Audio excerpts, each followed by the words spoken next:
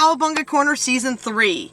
This is our first episode of the season, and wow, do we have a season for you, filled with reviews, interviews, and of course, as you can see in front of me, some very, very cool collection stuff.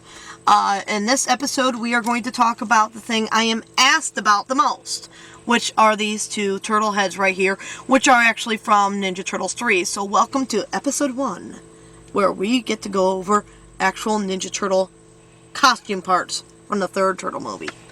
A lot of people ask me why I would buy costume parts from the third Turtle movie, since there's a lot of people out there who don't like it. But I personally do enjoy the third movie. Yes, these are not my favorite costumes, but at the same time, they are a huge part of Ninja Turtle history, and I think they deserve as much respect in the Ninja Turtle fandom as anything else from the earlier movies. This movie gave Michelangelo's own storyline. This movie did a lot of great stuff. You want to hear my thoughts on the movie? Go find our review. It's in there, I think, season 1. In the meantime, we're going to talk about how these came into my life. The first turtle head I got my hands on was Leonardo. And the story of how this happened goes back to eBay. Wonderful, fantastic eBay. You need turtle stuff? Check there. I was told there was a turtle head on eBay. I don't personally surf eBay that much, but people actually do come to me and say, hey, guess what? There's something up, and you have to see it. So I went there, and sure enough, Raph's head was sitting there on eBay. Raphael, I want that head. It was an actual on-screen Ninja Turtles 3 movie head, and I wanted it bad. So I bidded and bidded as I watched the price go up. I finally bid $1,800 at the last minute trying to snipe it. I lost. The other person who won Raph bid $2,000. I was this close to owning Raph's head. And so the idea of trying to buy a turtle head was out of the picture. But I really wanted it, so I was willing to try and get it. Then, not even an hour later, I got an email saying, hi, I see that you were the second highest bidder on the Raphael head. And I'm not the one selling Raph, but I do have a turtle head too from that movie. And I was wondering if you'd be interested. Now, I don't always believe these type of things when they come in. I have to see pictures. In fact, I'm the first person that when you show me a picture of a turtle head, I can usually tear it down on where it's from, what it's used in, and if it's real or not. And I can point out several different reasons of why I don't think it's real. And this was one of the things that I knew I needed to do if I was going to get a head. So I asked him to send me pictures. He sent me pictures, and sure enough, I went over them. This is the real deal. This is Frog Face Leo, as I'll call him, because I always felt the turtles in that movie looked like frogs. I went over it, and I'm like, he's willing to charge me $1,800, which was my top bid for the Raph, and I'd have a Leo. So I went over different ideas. I was working at a gas station at a time. My checks were barely $200 a week. So it wasn't like I was rolling in the cash. But I've been very reliable through my credit union since I got there. I've always been able to make my payments or whatnot on time for anything I've done. So I went to my credit union. I said, look, there's something I really, really want to buy. Can I please take out a loan? We went over it and talked. I brought in the pictures of the turtle head. I brought in the information of the person selling it. And I just really talked up the bank. And they said, yes. So I got the loan. Even though the guy was willing to take payments from me, I felt better doing a payment through a loan because I wouldn't have to do mail orders, money orders every month. This way I could just make a payment weekly to my credit union. And on March 17th, I got Leonardo in the mail. When the Leonardo head came in the mail, I went through the box, and it came with Leo himself, who is going through some damage through the years. You can see him. He's got a hole in the top of his nose. He's got some damage over here. Just wear and tear, because foam latex does not last forever. And I am trying to do as much as I can to protect him. He does have all of his moving parts. His eyes would move. The cord that attaches to his shell is still here, which is what would attach to the battery pack so that they could control these faces during the movie. And it says Leonardo Head 1 inside the top of the head. So I went over him, checked him out, was in complete awe the full time, and then I went through and was doing all my payments. Very happy that everything was working out. So right after I got the loan payment paid off for him, I get told about the second head. Now, the first thought in my head is if it's Raph or Don, I'm not going to buy it. I can't afford to keep buying turtle heads. But Michelangelo's my favorite turtle. It's very easy to want your favorite turtle. And so I'm telling myself in my head, I don't need another head. I don't need another head. I don't need another one. And he sent me the picture. And it's Michelangelo. So I arranged payments with him instead of getting another loan. I was trying to hold back on the loan situation just to be able to do this without interest. But as time was going on, a lot of other stuff started popping up. My grandmother passed away and we were moving into her place. I needed a new bed. I needed a new computer desk. I wanted a new computer. So I had a handful of things that I wanted to buy. And at the same time, VH1 was coming in the picture saying, hey, we want you on our TV show. So all of this is just kind of now cluttering together in this big mess of, I got to get things done in a time limit. So I went to my bank. At this time, I've already got Mike paid down to under $1,000 owed to the guy. He charged me $2,000 for Mike. So I thought I was going to get the same kind of deal with Mike as I did with Leo. That he would be in as good condition and I would get the base that the stand stands into and everything. And that he would have as much mobility as Leo does. That this was another official head mainly for this. So when I went through this, I was just going insane trying to figure things out. And I decided, yes, I'm going to get the head. And I'm going to get it paid off now so that it's here in time for VH1. So I went to the bank, again, took out another $2,000 loan since the first loan was already paid off. This time I was able to buy a bunch of different things on the loan. You know, VH1 made it sound like all I got with the loans was the turtle head, but I got my computer, I got my bed, I got my computer desk. So now my room is actually coming together for the VH1 filming day. And the turtle head arrived in the mail only a week or two before VH1 came to the house.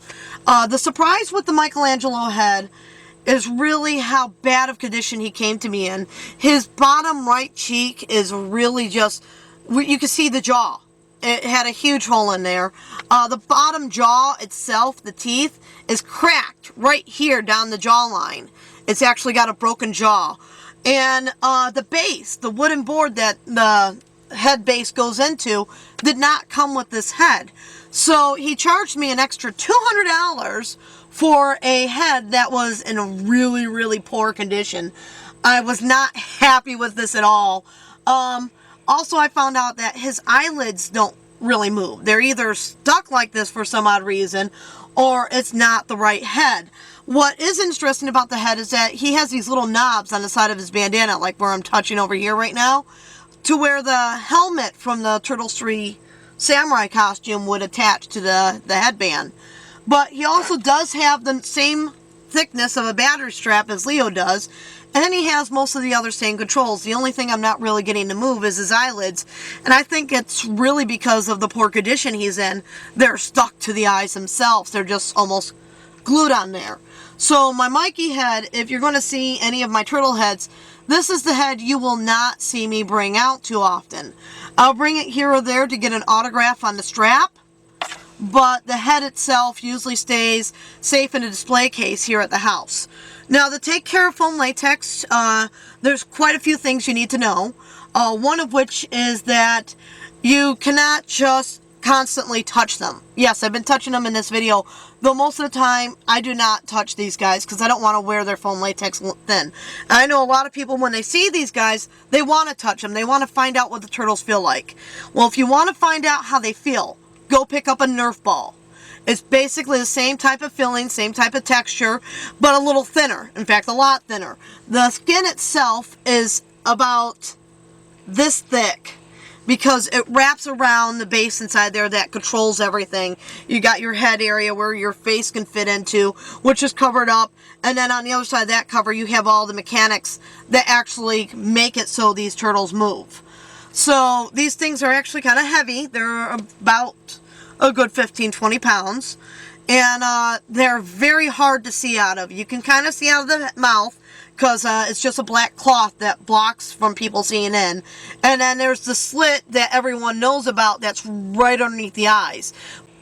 Otherwise, these guys were pretty hard for the actors to move around in, but once you get used to something like this, and you got the common feed of your puppeteer and the director and everyone in your ear telling you where to go, you get used to what needs to be done here. Overall, this is a fantastic piece in my collection. Both of them are. It's not like I go around discussing them every time I'm talking turtles. It's not like I'm trying to brag. At the most part, when it comes to these turtle heads, what I want to do is share them with other fans. And if I get a museum, both of these will be up on display. For caretaking at a museum, I will hopefully be able to have an airtight case to put them in, because that will make them last even longer. Right now I do have display cases, but they're not airtight, so they are getting worn through the years just because of the air getting to them, people touching them here and there, and traveling. Leonardo has been all the way to Philadelphia. He's also been down to Ohio. And he's been to Toronto. Both of these heads have been to Toronto. Both of them are signed by Peter Laird, and I believe Leonardo is signed by Kevin Eastman. We have a few other autographs on here. Michelangelo is signed by Robbie Rist, who was his voice for all three Turtle movies.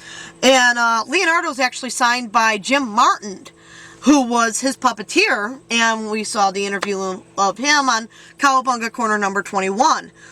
I hope that everyone likes getting to see these. Here's a few shots of the inside of Michelangelo's head. These pictures were taken because somebody was asking me if a head they were looking at buying online was the real deal. And I wanted to show them just how big the inside opening of the head would be and just what it would look like inside there. So I pulled up a light and actually got these pictures. I hope you guys like actually getting to see the insides. This is the best we could really do because it is hard to get a good camera in there with the light. Any questions whatsoever about either head, just let me know and I will do my best at answering the questions. I did not make these heads, so no, I do not know what is what inside the heads. I will not remove the skin to take pictures of the animatronics, so I can answer questions about the outside and what I've done with them. I cannot answer questions about how they work, and no, I do not have the controls to hook them up to make them work. I believe that at least Leonardo is fully functional because his parts all still do move, but I cannot prove this. Thank you everyone for taking interest in these guys. They are the most expensive item in my collection that I actually paid for. They are not what my collection's all about. My collection is about my fandom.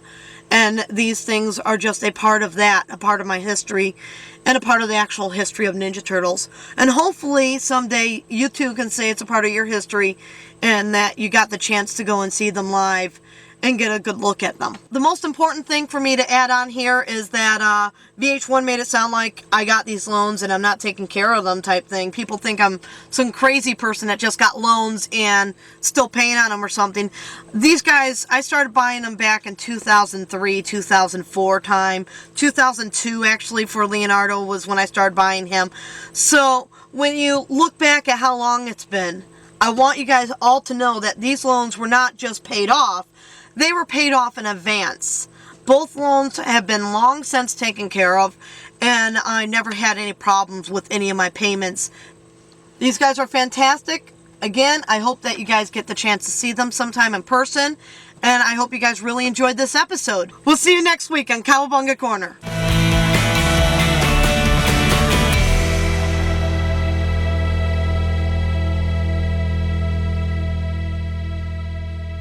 Well, I hope you enjoyed Cowabunga Corner. I know I did.